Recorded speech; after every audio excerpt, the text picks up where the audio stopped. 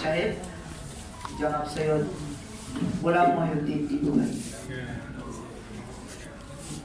প্রিয় সাংবাদিক ভাইরা, সংবাদ যোদ্ধারা, আপনাদের সকলের প্রতি শ্রদ্ধা জ্ঞাপন রেখে আমরা কি জন্য উপস্থিত হয়েছি অবশ্যই আপনারা প্রেস নোটিশটা পেয়ে বুঝতে পেরেছেন। আসলে বেড়া দেওয়া হয় যেন আমার জমিন রক্ষা হয়। আজকে যাদের প্রতি আমরা অভিযোগ নিয়ে আমাদের সুরেশ্বর দরবার শরীফের বর্তমান গদিনিশীন শাহজাদা শাহজুদ সৈয়দ তহিদুল হোসেন শাহিনুরি এসেছেন, ওনার চোখের পানি আপনারা দেখেছেন। উনি কতটুকু হৃদয়ের ক্ষত নিয়ে ব্যথা নিয়ে আমাদের এখানে উপস্থিত হয়েছেন আপনাদের সামনে। আপনাদের কাছে অনুরোধ থাকবে আজকের এই কথাগুলো যেন সারা ওয়ার্ল্ডে প্রচার করে আমাদের সাথে আপনারা একটু সহযোগী হিসেবে আমাদের সাথে থাকবেন, আপনাদের পায়ে হাত। এই পুলিশকে শরীয়তপুর থানায় রাখা হয়েছে, নড়িয়া থানা, শরীয়তপুর নড়িয়া থানা রাখা হয়েছে তাকে দারোগাগিরি করতে, তাকে মাস্তানি করতে, সাদাবাজি করতে দেওয়া হয়। এই রোজার মধ্যে সে একটা সুকান্ত এবং কি জসিম রবিউ মেইন ভিকটিম সুকান্ত, সে রমজানের মধ্যে যিনি খাওয়া দাওয়া করে নামাজ পড়ে বসে আছেন, খাওয়া দাওয়া করে এই মুহূর্তে ওনাকে এসে ওনার গ্রিল ভেঙে দরজা ভেঙে অভিযোগবিহীন ধরে নিয়ে পরে মামলা দিয়ে ওনাকে হ্যারাসমেন্ট করা, এটা মেনে নেওয়া হয় না। প্রিয় সাংবাদিক ভাইয়েরা, এরা কারা? বর্তমান প্রধানমন্ত্রী এদেরকে বহু সুযোগ, টাকা পয়সা সব দিক দিয়ে সুযোগ দিয়ে এদেরকে লাই দিয়ে গেছে। আজকে এরা বর্তমান সরকার প্রধানমন্ত্রী তারেক রহমানের সম্মান নষ্ট করার জন্য এরা সুকৌশলে এই ফায়দারাগুলো করতেছে।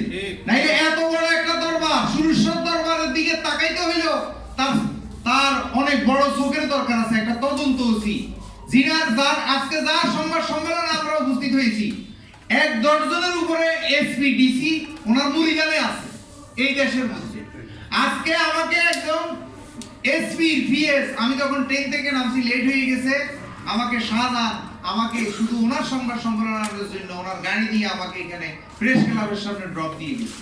তাইলে এই সুকান্ত কে, এর রবিউল কে, জসিম কে, তাদেরকে এত বড় স্পর্ধা, এত বড় বুকের ফাটা কে দিয়েছে যে একটা লোকের বিরুদ্ধে অভিযোগ নাই, ৬৬ ধারা নাই, তাকে থানার মধ্যে নিয়ে লিপস্টিক শট দেওয়া, তাকে থানার মধ্যে নিয়ে মাইক তৈরি করা, এত বড় স্পর্ধা কে?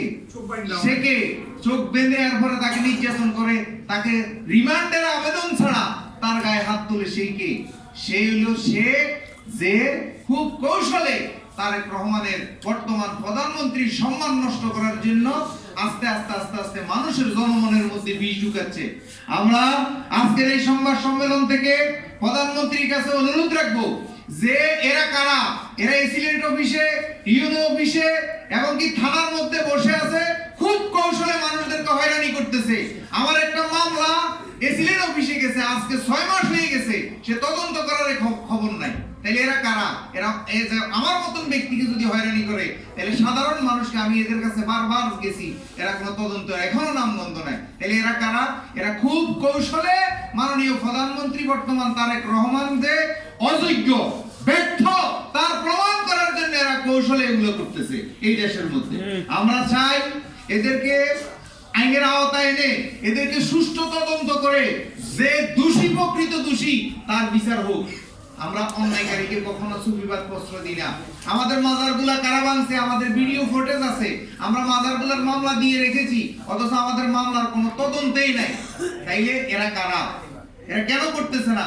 এরা মূলত তারেক রহমান অযোগ্য, অথর্ব, ব্যর্থ একটা প্রধানমন্ত্রী প্রমাণ করার জন্য এই এসিলেন্ট অফিসে, ইউনো অফিসে, থানার মধ্যে এবং কি সরকারি বিভিন্ন জায়গার মধ্যে ছড়িয়ে ছিটিয়ে আছে। শুধু মানুষের ব্রেনের মধ্যে কিভাবে বিষ ঢুকানো যায় এবং কি তারেক রহমানকে ব্যর্থ প্রধানমন্ত্রী প্রমাণ করে আবার আরেকটা জুলাই গঠন করতে চাইতেছে। তাই আমি সাংবাদিক ভাইদের অনুরোধ করব, আজকে এমন একজন ব্যক্তির সংবাদ সম্মেলনে আমরা উপস্থিত হয়েছি, এই ব্যক্তির সাথে আমার আজ থেকে 20 বছর আগের থেকে সম্পর্ক, তিনি কোন ধরনের কোন নেচারের আমি ওনার অঙ্গে অঙ্গে অঙ্গে অঙ্গে প্রদর্শন করেছি। উনি একজন প্রেমিক পুরুষ, সুজন রসিক, ওনার মধ্যে মিথ্যা কথা আমি জীবনে পাইনি।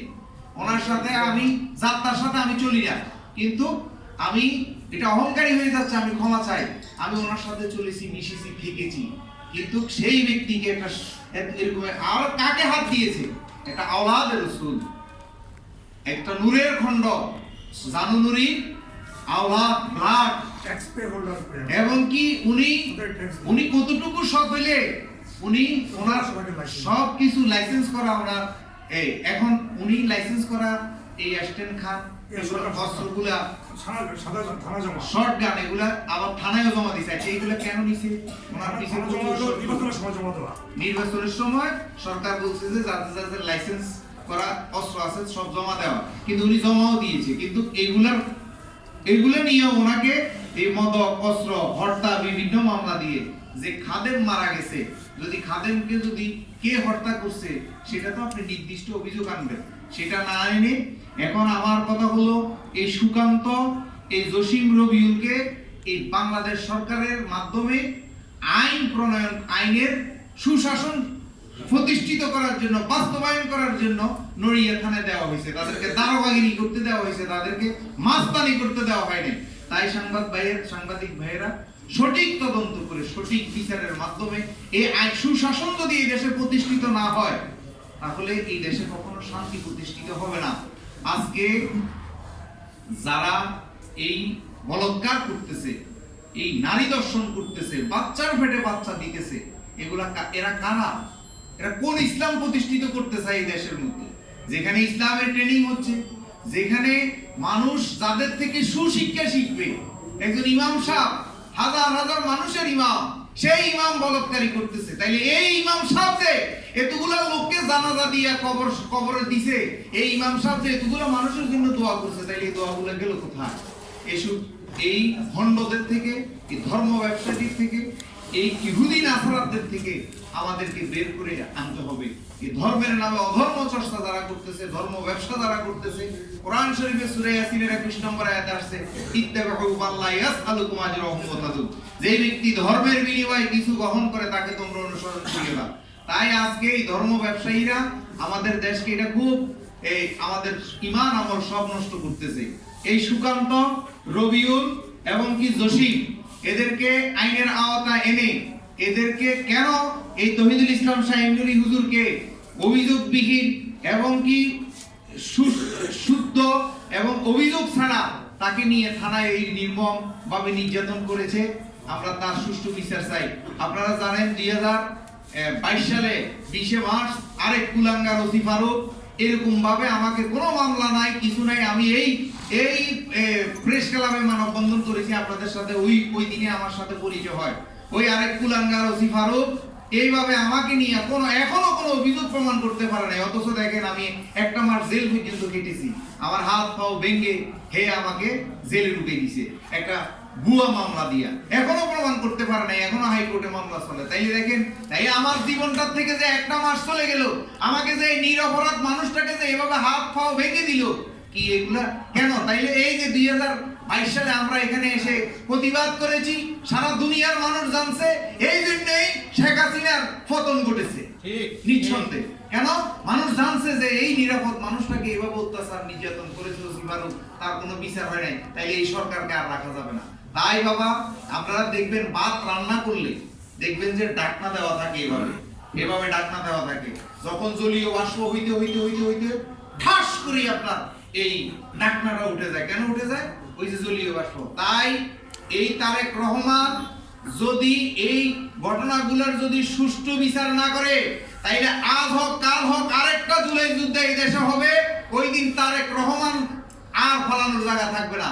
তাই আমি আজকে স্পষ্টভাবে দৃঢ়ভাবে বলতে চাই, আমরা সুফিবাদের লোক, আমরা শান্তিপ্রিয় লোক, আমাদের এতগুলা মাজার ভাঙছে, আমরা একটা লোককে সর পর্যন্ত দিনে, থাপ্পড় পর্যন্ত দিনে, আমরা এটাকে দুর্যোগ ভাবতেছি, এটাকে টর্নেডো ভাবতেছি, এটাকে করোনা ভাবতেছি। আজকে যে মাদ্রাসার উপরে এই গজবগুলা পড়তেছে, এই বলৎকারী হচ্ছে, আগে প্রতিদিন 2-3টে নিউজে আসে এইখানে অঘটন করছে, এখানে কেন করছে, এগুলো ওলি আল্লাহর গজব, ওলি আল্লাহর মাজার ভাঙাতে। ওলি আল্লাহ, আল্লাহ বলছে, আল্লাহ যাদের বিরুদ্ধে যারা ওলি আল্লাহর বিরুদ্ধে করে, আল্লাহ নিজে যুদ্ধ ঘোষণা করে। তাহলে আজকে মাদ্রাসা মসজিদের মধ্যে এইসব দর্শন, গত পরশুদিন ফরিদপুরে একটা মাদ্রাসা বলডুজার দিয়ে ভেঙে দিছে শুধু বলৎকারীর জন্য, 4-5টা ছেলেকে লাগাতার দর্শন করছে। তাহলে এগুলো কেন হচ্ছে? সুশিক্ষার অভাবে এবং কি কোরআন শরীফ হাদিস শরীফ না জানাতে।